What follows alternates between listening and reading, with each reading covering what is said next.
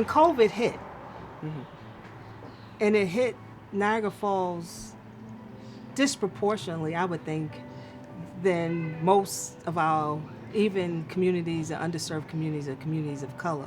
Tell us about some of the experiences that you all have had. Well, actually, we saw it on television, and I can speak for a lot of people. That's across seas. That's never going to hit us until people that we knew start dying. And we're like, okay, wait a minute. This thing is for real. Really real. Especially when it came and knocked on our door. My family have lost a total of 6 people to coronavirus, including my sister, who was the first Black hairdresser that owned the salon in Niagara Falls. She passed of coronavirus. My sister, Christmas morning, she had a heart attack due to COVID. And then New Year's Eve, we had to take her off life support.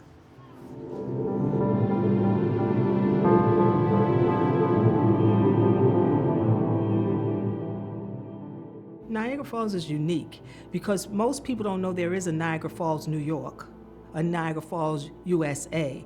And we are literally 8 minutes from Niagara Falls State Park, which is the oldest park in America. We sit here as the last stop in the Underground Railroad, and yet people don't even know that there's an African American group of people here, and they're living in poverty. So when we built this health center here, because we were blessed to be able to build it from scratch in 2015, we knew that this was the place to be. The housing authority is right across the street. But the poverty of being one of the 7 wonders of the world is just amazing. That we have the Niagara Falls that people from all over the earth come to see, and 2 miles up the street, we're living in poverty.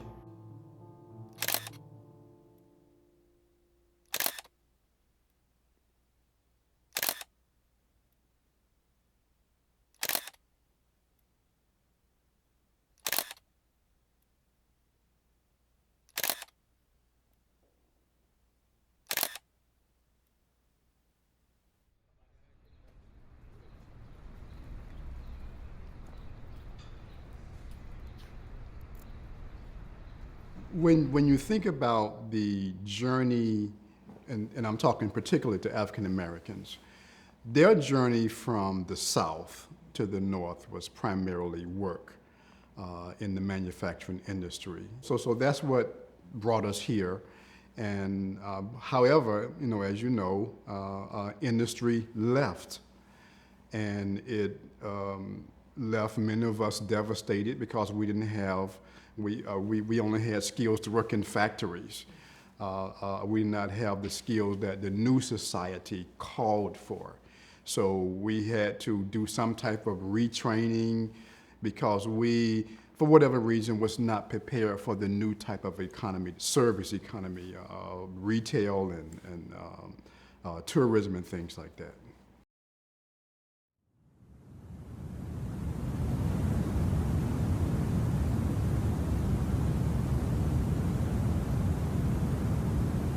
This particular location of the health center have been so impactful for so many different areas around here, because there's projects surrounding this community health center. There has never been anything like it. So actually bringing the health center and building it from scratch in this community was something that gave people hope that we kept our promise. So hesitancy doesn't just come from the history of vaccinations or healthcare, but it comes from a society that promises and don't deliver. So our hesitancy is really education, but also keeping our promise.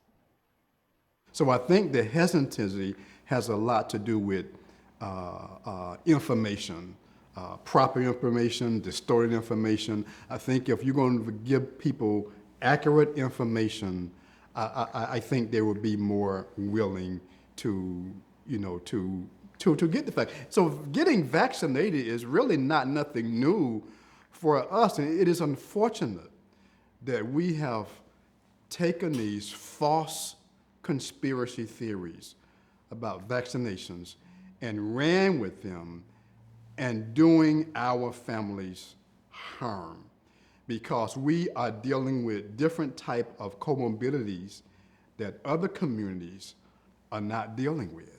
And one thing that I realize about getting vaccinated is that, yeah, there's a possibility that you may, if you let your guards down, you may get, COVID-19, but at least you won't die from it and you won't be hospitalized. We have Facebook, we have all these different ways of people getting communication, but it's super hard for us to do correction when you get bad information from the beginning.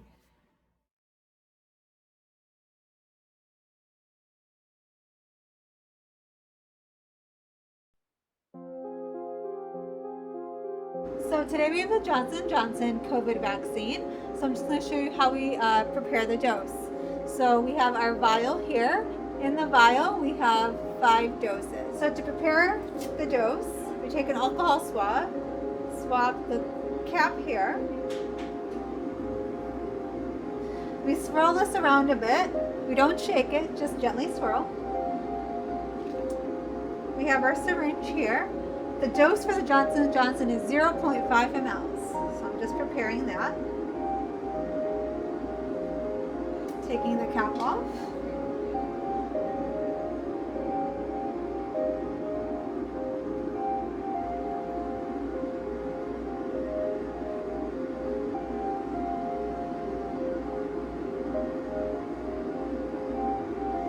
And then we're going to tap out any air bubbles. Put the cap back on. So now the dose is good for storage. So this dose is good for 6 hours in the fridge. So we're going to put our syringe in our baggie here. And then we're going to take this to the fridge for storage. When it's ready for use, we can pull it out. So if we level set, what does a vaccine do? A vaccine either prevents disease or it decreases the severity of disease. So those are the 2 points of vaccines. This particular vaccine, some of them prevent disease and some of them decrease severity of disease. But what we do is we give, this is not a live vaccine, because one of the other mistrusts that people have is that we're gonna give you COVID. This vaccine cannot give you COVID. It doesn't have the DNA structure to even do that. What it does, however, is it gives you what we call the antigens, which are around the spike proteins, we call it, on the virus. We give you that, and then your body recognizes and says, that's foreign to me. And so it creates antibodies, and antibodies are what we need so that we can remember what something looks like. That's what we do. So we basically give you the antigen, or what allows us to become infected, and our body makes antibodies and it revs our systems up, so that way, God willing, if we ever do see it again, we'll have the antibodies to fight it off. From where I sit, I realize one thing, that I must continue to educate people with the information that I get from the people that's doing the research. It's important because a lot of times within this community, we're not listening.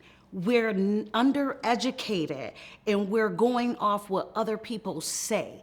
We're listening to the news and we only get one thing off the news, and that's it, and we run with it. And we take that information and we tell everybody in the community, and everybody's thoughts are stuck with that.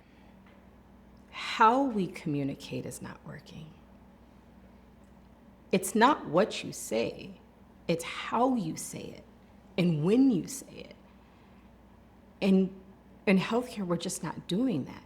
We have all these HIPAA laws and HIPAA rules, and people want to say the right thing. And once again, I don't know if that's this generation, if it's this time. People want to know you. They want to know where your vulnerabilities are. They want to know you.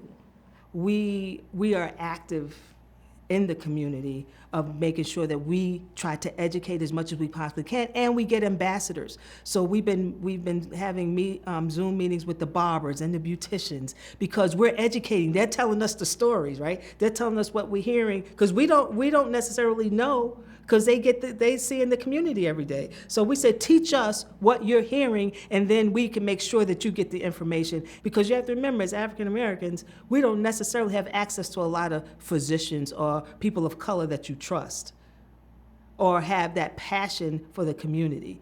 So we actually make ourselves accessible and available.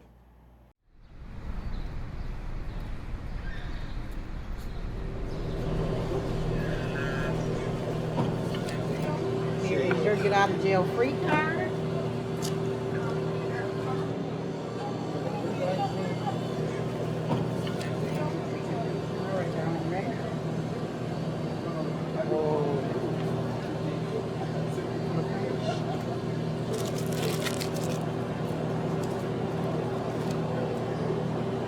All right, thank you for doing what you can to prevent the spread, and you are all set. The role of black men in educating the community. We chose the barbershop because it's very real, it's very grassroots, and it's our community. So tell us what do you think, how can we educate the community, particularly with COVID-19? You know, for me personally, I knew the virus was real, and I knew how, deadly it was. But from a personal standpoint, to see, your close friends, to see, family members die from it, I think that was the biggest change for me. To talk to, your loved ones and y'all going over, their last request. That's a hard pill to swallow, you know what I mean? And I don't know, how many people can really fathom that until they go through it. That's not something that you want to, have to deal with. So if a vaccination can prevent that stress, I think is well worth it. We have to be present. Healthcare has to be present. The whole have them come to the brick and mortar is not the way it works anymore. This is not this generation. This is not this time. The notion of build a beautiful facility and people will just come flooding through the doors because you got nice tile and pretty paint on the walls, it's not that generation anymore. So when I think about what healthcare plays, we just have to be present. We have to be present to meet the needs before they need us. Before they need us. Because if we're just present when they need us, we're too late. Yeah, I have a question pertaining to the COVID. I think it's a very serious question. It's brought to my attention that 46% of African Americans died due to this COVID. I'm wondering, why is the number so high with African Americans versus other nationalities? Yeah, I think one of the hard things is that we're always the ones dying, right? Correct. And I think part of it, I always tell people that COVID is a health disparity on top of the health inequity. And what that means is African Americans, we tend to hold more forward-facing jobs, right? So there's a lot of social dynamics. But the one thing that I gotta make clear, there's nothing different about your DNA and my DNA that made us more susceptible to COVID and the reason why we're dying, right? It's mostly the infrastructure and what we call the social determinants of health, right? Meaning that your race determines your health, right? Some of the social structures determine your health, right? So if you don't have a job that you can take time off for, right? You going in, right? And a lot of us have forward-facing jobs, healthcare jobs. Some of us were in transit, a lot of public-facing jobs, which increased our risk for exposure. The other part is mistrust of the system, right? You catch COVID, half of us ain't going to the hospital, right? Because of that mistrust. So there's all these different social structures and dynamics that cause that over 45% of deaths in our particular community. But I think the important part is that there's nothing different about us and everything about the different dynamics that makes us more vulnerable for any disease, whether it's COVID or whether it's something else. Like just talking to her for 5 minutes got me a lot of answers that I haven't gotten in a year. Exactly. So I think it's definitely good that we got people like y'all here that's touching the people on the street and talking to them one-on-one? I mean, at the end of the day, we don't have the range of our colleagues, at least as a black CEO and one of the only ones in healthcare right now, me. I don't have the range of my counterparts to just relax in my community. I don't have that range. They can go home. And then, like for my situation, I was 100% against getting the vaccination, and then 100%. I was like, they're not going to use me as a test dummy. But then what happened was, I got COVID, and I'm a heavy guy, so my cardio was real bad. I was having problems breathing. My wife was like, I'm taking you to the hospital. Like, you're not taking me to the hospital, because I've seen a lot of my friends didn't make it out. They died from it. So I said, I'd rather die at home than die in the hospital from COVID. So, thankfully, my symptoms got better. And then I got a call about 2 weeks later from the VA. I'm a disabled veteran. So they said, we're giving the vaccinations out free. You're a veteran, come on in. I hard ass there. I was like, I'm getting the vaccination. Considering I was 100% against it, then when I actually got hit with the COVID, I was like, I'm getting this vaccination. I was about the second one in line. Pop. I think it makes me more comfortable seeing people like ourselves. Yeah. For me, that's what it was. Seeing more people of my skin tone going and getting the vaccination. Because that was a big fear. We were seeing everybody else go that weren't of our race. And we had so many misjudgments listening to everybody speak about what happened in the past, Tuskegee and stuff like that. So, that scared a lot of people like us from the vaccination. And like I said, I think seeing more people of our color made me want to get the vaccination. So that's why I got it. And that's important. I think representation, diversity is important, right? I think sometimes they gloss over it, but sometimes just walking in a room and seeing somebody else who looks like you, and you ain't got to do the count thing where you're like, there's 1, 2, 3, you know what I mean? There's 3 of us, right? Mm-hmm. So I think it does help. That's why representation is super important, especially for young black men, right? I think that I've always said, I think you guys are the forgotten group. I mean, black women, we have OBGYNs, we're used to going to other, but my young black men, you guys don't emerge until something's wrong, and that's too late by then. But I'm glad you got vaccinated. Was it bad? I'm glad to know. It wasn't bad, right? All right, you made it through. You're alive? I'm here. You're alive? I'm here. So that's good. That's good. I decided to, get out of my office and walk the community. And I saw an elderly person sitting on the porch. I knew him as the reverend that lives in this area. And I sat on his porch. He went and got a chair. And he said, Reverend, I wish more leaders in the community would get out and just walk the neighborhood and talk to the neighbors and find out what's going on and what we need. So I think we need more of that. Get to know your neighbor, get to know who lives in the community. And I think that's needed. You're one of our main supporters of the health center. Yes. As a healthcare provider, what could we have done differently or better to make sure that we could have helped in some kind of way? I want to say you do a lot already. Your presence in the community makes us safer. By the way, I grew up, born and raised on Center Avenue. Mm-hmm. And where your building is, that was my school. And I remember when my sister got COVID and we didn't know that she had it, we suspected she had it. Mm-hmm. And we sent all our neighbors, we told our neighbors, you're right across the street. Go across the street and see if you got the virus, because they didn't even know, and they all had it. We continue to show up for them. We continue to stay educating them. We continue to provide them with the information. Because information without application is just information. And I want to be able to continue to provide them with the education that's connected to it, because they need to know. Do you know if people have gotten COVID? I know a lot of people that got COVID, yeah, definitely. I've caught COVID also, and it wasn't nothing to play with. Was it early on? It was actually that March when it first came, like that first Saturday we shut down. I caught it that Saturday night where I was knocked down for about 2 weeks. Couple of my fellow barbers, they were also, knocked down. Shaw, he raising his hand over there. He got it also. It was a tough process getting back right, and I heard what you were saying, like far as your smell and your sense of taste and everything. It definitely takes a while for that to come back.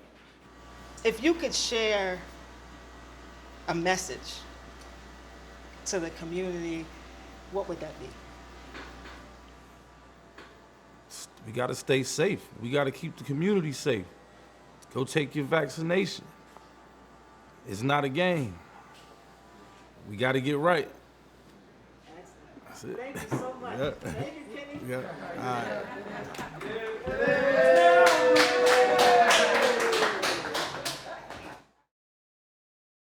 Our communities have trauma before COVID. We didn't deal with it well then, but one of the things that COVID has done is exposed it. I can tell you from talking and working with my dentist, we're seeing the results of COVID people's anxiety because they grind their teeth, right? Nobody talks about that, right? They're grinding the teeth. The domestic violence that we're seeing, we can tell it from your mouth because your mouth, you come in and you're saying, can you fix my tooth? But we can see from the way the tooth is hanging that you've been punched. Mental health. Mental health. This pandemic has played on us in ways that we didn't think. Back in February, we was having the food giveaway, and I saw an elderly gentleman, and I asked him, I said, "How you doing?" And he said, "Lonely." And I asked myself, how many other people are feeling the same way? You disconnected from what we know as community. Yes, Facebook is nice, Zoom is nice, and all the different things we're doing are nice, but it does not replace community. What are some of the lessons you think we can learn as a community? We have to learn to believe things. We have to learn to act and move fast on things. Had my sister been vaccinated quicker, or even just knew about it, that this thing could take you out, she would have had a vaccination. We were fearful because we didn't know. Everyone said, what is in it? What is in it? Why are they putting the virus in us? This is what they're saying. So we need more knowledge. How about that? What I would like to say is that how important it is to get the information that is needed for everyone to be vaccinated in regards to this COVID situation that we're going through right now. This is like life and death. And all the things that's going on right now in this community, in this world right now, if it's just a vaccination that we gotta get to help us keep moving forward, then let's get the vaccination. Let's get educated enough to get the vaccination. You have nothing to lose. The only thing that you lose if you don't get the vaccine is catching COVID and not living to see this pandemic through. It's very real. At the end of the day, the benefits outweigh the risk.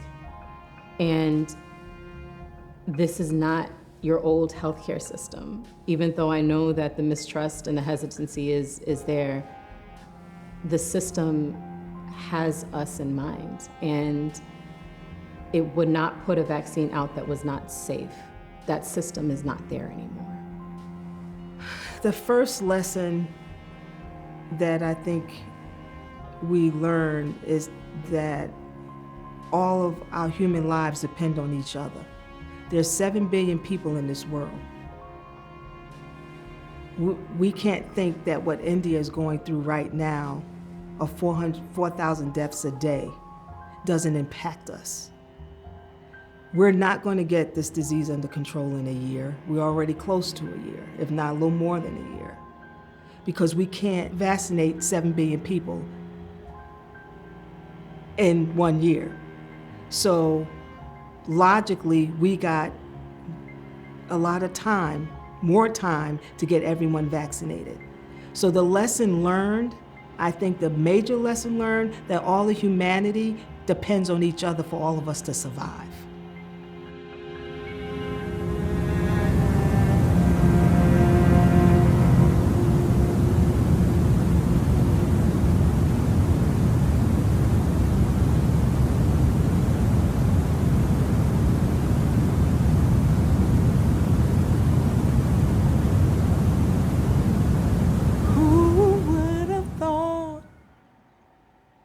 This virus would come and tear our lives apart.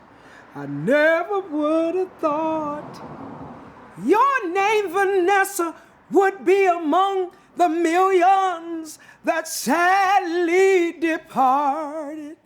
If only I knew it would be the last time I would have saw you.